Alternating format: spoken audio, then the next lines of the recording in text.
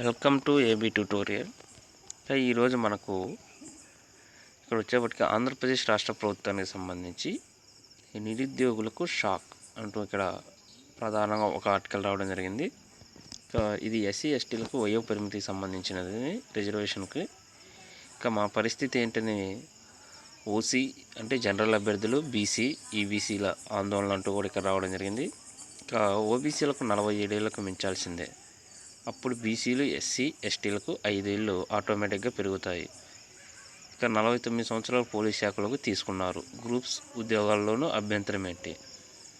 ఈ యొక్క గవర్నమెంట్ వచ్చేప్పటికి రీసెంట్గా ఈ యొక్క వయో పరిమితి పెంపుపై నిరుద్యోగులకు రాష్ట్ర ప్రభుత్వం ఒక షాక్ ఇచ్చిందంటూ ఇక్కడ రావడం జరిగింది. ఇక ఎస్సీ ఎస్టీలకు మాత్రమే వయో పరిమితి 5 ఇయర్స్ పెంచుతూ సడలిస్తూ ఇక్కడ మన సిఎస్ ఎవరైతే ఉన్నారో ఆంధ్రప్రదేశ్ రాష్ట్రానికి సంబంధించి ఆయన ఉత్తర్వులు జారీ చేయడం జరిగిందనమాట. ఇంకా ఈ యొక్క సంవత్సరం మే 31తో ఎస్సీ ఎస్టీలకు పెంచినటువంటి వయో పరిమితి గడువు ముగిసిందనమాట. ఇప్పుడు దీనికి 2026 మే 31 వరకు పెంచారనమాట. అయితే ఓసీ, బీసీ, ఈబీసీలకు ఈ యొక్క సడలింపు ఇవ్వకపోవడంపై నిరుద్యోగ యువత పగ్గుమంటుందంటూ రాష్ట్రంలో 2 సంవత్సరాలు ఉద్యోగ నోటిఫికేషన్ లేవు. ఇక మాకు ఎప్పుడో నోటిఫికేషన్స్ ఇస్తే మేము ఇప్పుడు అప్లై చేసుకునేది, మాకు ఏజ్ ఉండట్లేదు, కనీసం ఈ యొక్క ఏజ్లో సడలింపు అయినా ఇవ్వండి అంటూ ఇక్కడ ప్రధానంగా ఈ ఆర్టికల్లో మనకు అర్థమవుతుందన్నమాట. ఇక ఏళ్ల తరబడి సిద్ధమవుతున్న అభ్యర్థుల యొక్క వయసు పెరిగిపోతుంది. వీరందరికీ న్యాయం జరగాలంటే గ్రూప్ 1, గ్రూప్ 2 ఉద్యోగాలకు వయో పరిమితి పెంచాలని నిరుద్యోగులు డిమాండ్ చేస్తున్నారు. ఓసీ అభ్యర్థులకు వయో పరిమితి 47 సంవత్సరాలు పెంచితే బీసీలకు, ఎస్సీ, ఎస్టీలకు 5 ఏళ్ళు ఆటోమేటిక్గా పెరుగుతుంది. దీనిపై నిరుద్యోగులు అనేకసార్లు విజ్ఞప్తులు చేసినా ప్రభుత్వం తోసిపుచ్చిందనమాట. ఈ ఎస్సీ ఎస్టీలకు మాత్రమే 5 ఏళ్ళు పెంచుతున్నట్లు ప్రకటించింది. ఇది తమ మోసగించబడినట్టు నిరుద్యోగులు ఆగ్రహం వ్యక్తం చేస్తున్నారు. ఇక ప్రభుత్వం ఇచ్చినట్టు ఈ యొక్క జీవోలో ఏదైతే ఉందో ఎస్సీ ఎస్టీలకు 5 ఏళ్ళకు పెంచడం అనేది ఈ యొక్క చర్య కేవలం కంటి తుడుపు మాత్రమే అంటూ ఇక్కడ రావడం జరిగింది. ఓసీలకు 5 ఏళ్ళు వయో పరిమితి పెంచాలన్నది మా డిమాండ్. ఇంకా ఓసీలకు 5 ఏళ్ళు పెరిగితే బీసీలకు, ఎస్సీ ఎస్టీలకు 52 ఏళ్ళ వరకు గరిష్ట వయో పరిమితి ఉంటుందన్నమాట. ఇవేవి పట్టించుకోకుండా కేవలం ఎస్సీ ఎస్టీలకే ఈ యొక్క సడలింపు అనేది ఇవ్వడం ఈ యొక్క నిరుద్యోగులు ఎప్పటి నుంచి ప్రిపేర్ అవుతున్నారో జనరల్ అభ్యర్థులని, బీసీ అభ్యర్థులు ఆగ్రహానికి గురయ్యారు అంటూ ఇక్కడ నిరుద్యోగులు షాక్ అంటూ ప్రధానంగా ఈ యొక్క ఆర్టికల్లో మనకు అర్థమవుతుందన్నమాట.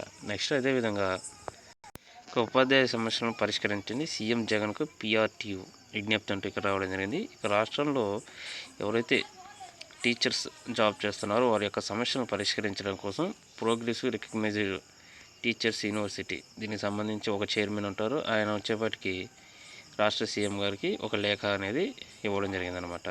ఈ యొక్క ఏవైతే సమస్యలు ఉన్నాయో సిపిఎస్కి సంబంధించి కానీ 11th పిఆర్సీ అమలు వేగవంతం చేయాలని కానీ, పెండింగ్లో ఉన్నటువంటి జీతభత్యాలు, డిఏలు, కరువు భత్యాలు ఇవి కూడా విడుదల చేయాలంటూ వీరు కోరారనమాట.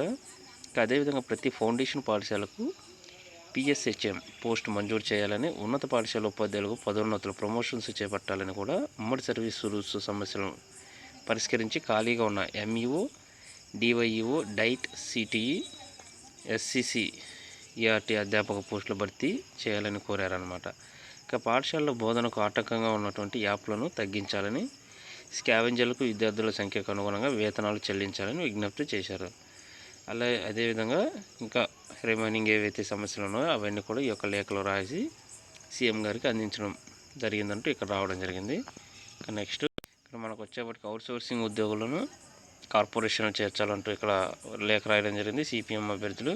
ఎక్కడైతే సాంఘిక గిరిజన ఆశ్రమ గురుకుల పాఠశాలలో పనిచేస్తున్న 427 మంది అవుట్సోర్సింగ్ ఉద్యోగులు ఇన్ఫర్మేషన్ టెక్నాలజీ, కంప్యూటరైజేషన్ థింకింగ్ ట్రైనర్స్గా పనిచేస్తున్నారన్నమాట. వీరిని అవుట్సోర్సింగ్ కార్పొరేషన్ పరిధిలో తేవాలంటూ ఈ యొక్క సిపిఎం ఎవరైతే ఉన్నారో రాష్ట్ర కార్యదర్శి గారు వారు జగన్మోహన్ రెడ్డికి విన్నవించడం జరిగింది ఒక లేఖ ద్వారా. ఈ ఉద్యోగులు వచ్చేప్పటికీ నిర్వహిస్తున్న నైపుణ్య వికాస ప్రాజెక్టు, స్కిల్ డెవలప్మెంట్ ప్రాజెక్టులో 3 సంవత్సరాలుగా ప్రైవేట్ ఏజెన్సీల ద్వారా విధులు నిర్వహిస్తున్నారని వివరించారు. రాష్ట్ర ప్రభుత్వం ప్రవేశపెట్టినటువంటి ఈ యొక్క సిబిఎస్ఈ సిలబస్ విధానం ఏదైతే ఉందో కంప్యూటర్ టెక్నాలజీ ప్రముఖ పాత్ర ఉంది. స్కిల్ డెవలప్మెంట్ ప్రాజెక్టు నిర్వహణకు అవసరమైనటువంటి ఎక్విప్మెంట్ కూడా ఏపీఎస్ఎస్డిసి ఏర్పాటు చేసి ఉందని తెలిపారనమాట. ఈ యొక్క 427 మంది ట్రైనర్స్ ఉపాధి కోల్పోయి తీవ్ర ఆందోళనలో ఉన్నారని ప్రజెంట్ ఈ యొక్క ప్రాజెక్టు నిలిపివేయడం వల్ల కోట్ల రూపాయల వ్యయంతో కొనుగోలు చేసిన ఈ యొక్క ఏదైతే ఎక్విప్మెంట్ ఉందో అది కూడా వేస్ట్గా మారిపోతుందంటూ ఇక సాంఘిక గిరిజన సంక్షేమ శాఖ ఆశ్రమం పాఠశాలలో పనిచేస్తున్న వీరందరినీ కూడా Andhra Pradesh corporation for out sourcing service అప్కాస్ అన్నమాట ఇది చేయొచ్చు ఉద్యోగ భద్రత కల్పించాలంటూ కూడా వీరిని ఈయన రిక్వెస్ట్ చేయడం జరిగిందన్నమాట. ఇది మంచి శుభపరిణామం. ఇక నెక్స్ట్ అదే సేమ్ ఇక్కడ కూడా అదే వచ్చింది మనకి. ఆంధ్రప్రదేశ్ సాంఘిక సంక్షేమ శాఖలో ఎవరైతే పనిచేస్తున్నారో గిరిజన గురుకుల ఆశ్రమ పాఠశాలలో 427 మంది అవుట్సోర్సింగ్ సిబ్బందిని తొలగించవద్దంటూ ఇంకో న్యూస్ పేపర్లో కూడా సీఎం గారికి లెటర్ రాస్తూ వచ్చిందనమాట. ఇది అవుట్సోర్సింగ్ సిబ్బంది తొలగించవద్దంటూ. ఏదేమైనప్పటికీ ఈరోజు వచ్చేప్పటికీ ఎవరో చాలామంది పనిచేస్తున్నారు అవుట్సోర్సింగ్ కానీ కాంట్రాక్ట్ బేస్డ్ జాబ్లో కానీ. వీరందరికీ ఉద్యోగ భద్రత కల్పించాలంటే ప్రభుత్వానికి ఒక సమస్యాత్మకంగా మారింది. కాబట్టి వీరందరినీ ఖచ్చితంగా సెలెక్ట్ చేయాలంటే మాత్రం వీరి యొక్క సర్వీస్ అంటే ఇయర్స్, ఈ సర్వీసింగ్ ఇయర్స్ ఎన్ని ఏళ్ళు ఉన్నాయో దాన్ని బట్టి మాత్రం వీరికి ఉద్యోగ భద్రత కల్పించడానికి అవకాశాలు ఎక్కువగా ఉంటాయన్నమాట. ప్రమోషన్స్ కూడా అదేవిధంగా ఉంటుంది. సో ఇవ్వండి ఈరోజు ఆంధ్రప్రదేశ్ రాష్ట్రానికి సంబంధించినటువంటి నిరుద్యోగులకు సంబంధించి ఎస్సీ ఎస్టీ సడలింపు ఏజ్ సడలింపు కానివ్వండి, ఇక నిరుద్యోగులకు షాక్ అంటూ ఇక్కడ రావడం జరిగింది. అదేవిధంగా అవుట్సోర్సింగ్ సిబ్బందికి సంబంధించినటువంటి సమస్యలు, ప్రాబ్లమ్స్, డిఏలు వీటన్నిటికి సంబంధించి అవుట్సోర్సింగ్ ఉద్యోగులకు సంబంధించిన కానీ ఆంధ్రప్రదేశ్ రాష్ట్ర టీచర్స్ సమస్యలు అన్నీ కూడా ఈ యొక్క వీడియోలో వివరించడం జరిగింది. సో ఇలాంటి మరిన్ని అప్డేట్స్ కోసం ఈ యొక్క ఛానల్ని లైక్ చేయండి, షేర్ చేయండి, సబ్స్క్రైబ్ చేయండి. Thank you.